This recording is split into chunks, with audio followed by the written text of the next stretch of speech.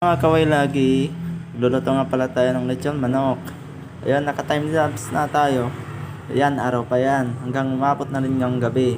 Kita nyo rin dito. Sobrang hina talaga ng sales natin ngayon. Promise. Tignan nyo sa kabilang video. Ito na guys, inabot na tayo ng gabi. Alas 10 na. Malapit na mag-alas 11. Yan pa rin, ang hina talaga ng sales natin ngayon. Pero okay lang. Baka maya may tao din na bibili. Hintayin lang natin.